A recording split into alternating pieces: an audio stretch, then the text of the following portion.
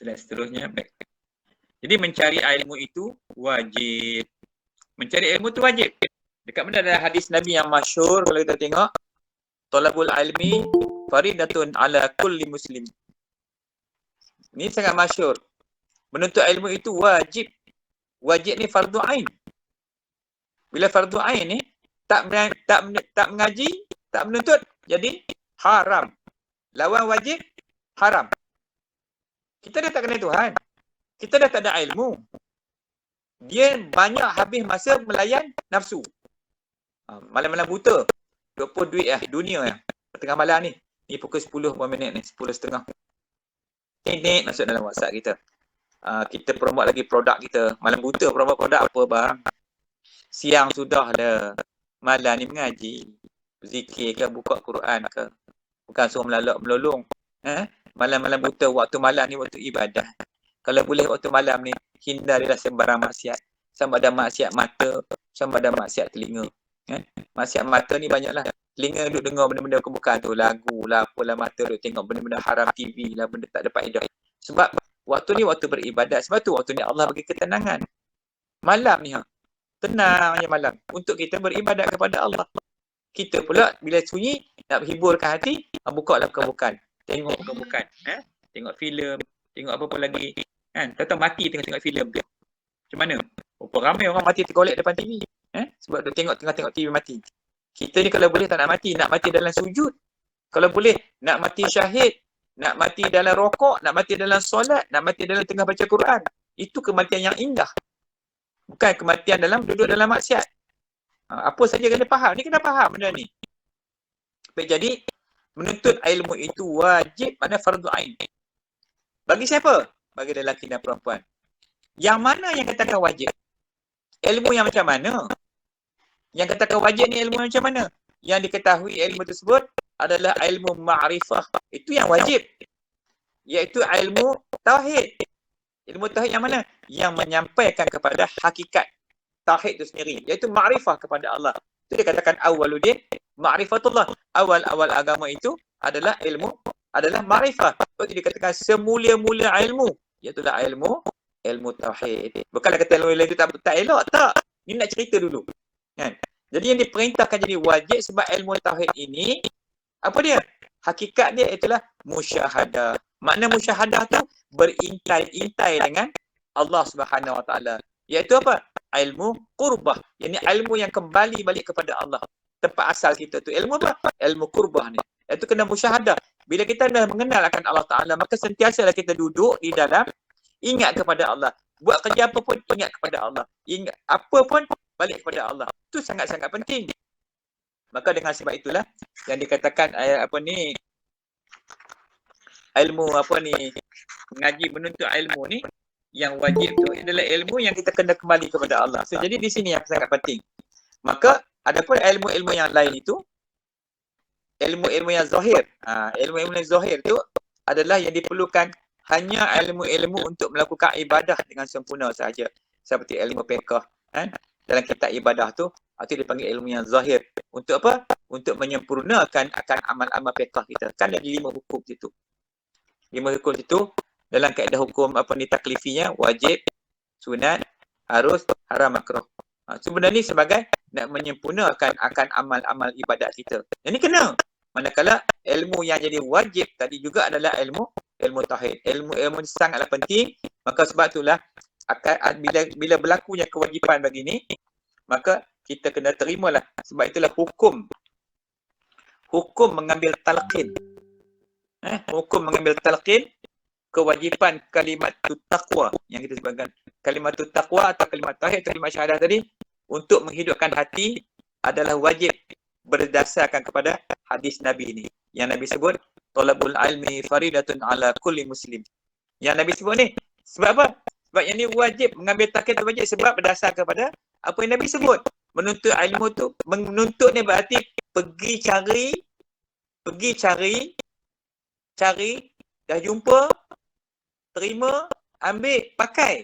Itu maksud dia menuntut. Pergi cari ilmu tu. Dah jumpa dah Tok Guru tu yang nak mengajar syahadah. Ambil Tok Guru, saya ni belum terima syahadah lagi. Duk dengar mengaji malam-malam. Ustaz Din tu duk mengajar malam-malam. kena terima. Ni dah jumpa dah ni. Dah jumpa, okey, terima syahadah. Lepas terima syahadah buat apa? Dia terima syahadah, maka beramal lah akan dia. Tu yang katakan wajib, yang kata kena terima berdasarkan kepada perintah. Ni sebagai satu perintah.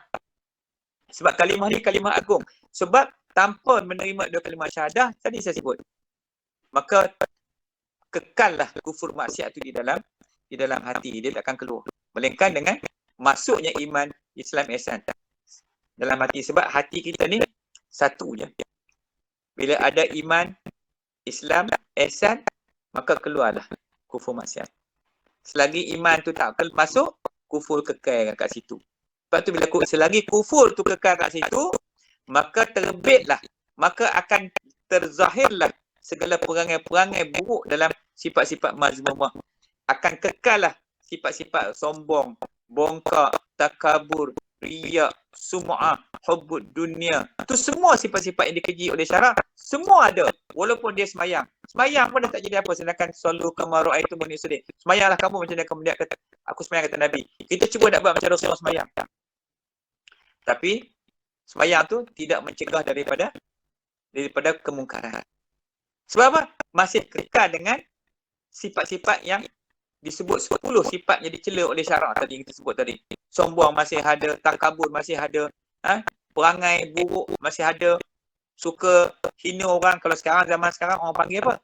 Suka berjatuh orang lah, suka downgrade orang. Tengok orang, condemn orang tu. Semua tak betul. Dia je betul seorang. Tu panggil iblis tu. Jadi kalau dia semayang tu mencegah daripada kemungkaran. Pasal apa masih lagi ada sifat-sifat yang ada? Mana semayang tu tak jadi apa? Semayang tu tidak boleh mengeluarkan dia daripada kejahatan. Maka dia masih kekal dalam fahsyat tu lagi. Jadi kena talqin. Sebab tu kena ambil balik. Kena talqin. Kata apa Syekh Abdul Qadir Jailani kita ada? Hendaklah mengambil talqin itu daripada seorang ahli. Ahli dia, seorang ahli wali Allah yang duduk di alam lahud. Maknanya orang yang ada hubungan dengan alam-alam tinggi sana. Kena ambil talqin daripada orang tersebut. Nak cari di mana sekarang ni? Nak cari di mana? Nak ambil dengan manusia yang begitu supaya terkeluar daripada segala kejahatan yang ada dalam tubuh badan dia. Sebab nak terbukakan pandangan Ainul Basirah. Bila nak buka pandangan Ainul Basirah, kena berguru dengan guru yang macam itu. Kena terima talqin tu yang rantaian dia sampai kepada Rasulullah. Ya Allah, cerita ni sebenarnya sangat ajaib, sangat hebat. Kalau kita tak faham dan tak tahulah. Sebab tu benda ni, kita kata Nabi tak ajar. Nabi tak ajar kat semua orang kan? Nabi ajar dah. Kita tak nak belajar. Kalau orang kata, ada ke ustaz ilmu ni? Ada ke? Tanya. Saya tanya saya. Saya kata ada ni, saya nak cakap ni. Saya nak ngajar orang ni. Merata dah. Kita ada lagi jelajah syahadah lagi. Pergi merata. Kita pergi masjid, pergi tempat buat program. Kita ajar orang. Orang tanya soalan. Ada ke ilmu sebelah syahadah ni ustaz? Yang nak ngajar ni ilmu apa? Maknanya ilmu tu ada. Memang Allah bagi. Tapi kita dah diperhilangkan. Sebab apa? Orang-orang kafir musyrikin nampak kekuatan umat Islam duduk terletak kepada dua kalimah syahadah. Kita lemahkan orang Islam, kita perhilangkan. Biar dia mengucap saja. Lepas tu jangan bagi dia faham ilmu tu. Biar dia semayang je. Bila dia harap semayang je, sedangkan nyawa dah tak ada, apa yang ada kat kita? Hingga kan kita nak keluar daripada jahat pun tak boleh. Masih duduk kekal dalam jahat tu lagi. Tu marah ke orang lah, benci ke orang tu lah, benci ke orang ni, dengki ke orang tu, dengki ke orang ni. Kasih sayang, mahabbah langsung tak zahir. Tak ada dalam jiwa dia. Sebab apa? Sebab sifat tu duduk kekal kat situ. Maka sebab itulah kena keluar. Sebab itulah kata Imam Ghazali, dia kata apa? Mafhum dia. Hidup hati adalah ilmu. Galilah ia. Mati hati adalah bodoh. Jauhilah ia. Bekalan yang baik adalah takwa. Cukup apa yang aku nasihatkan. Jadilah ia sebagai nasihat. Redha Allah adalah Allah memberikan qurbahnya kepada hambanya tanpa menilik kepada darjat. Bila Allah redha. Ini kata Imam Al-Ghazali. So jadi begitulah ya. Maksud dia, kenapa kena menerima balik talqin? Sebab berdasar kepada hadis Nabi tentang talabul ilmi faridatun ala kulli muslim. Maknanya menuntut ilmu itu wajib. Maka berdasar itulah berdasar pada hadis Nabi tadi, maka hukum menerima talqin dan kalimah syahadah tu atas tiap-tiap manusia tu ada jadi wajib sebab nak tendang keluar segala kufur, maksiat, munafik, fasik dan zalim tu. Baik.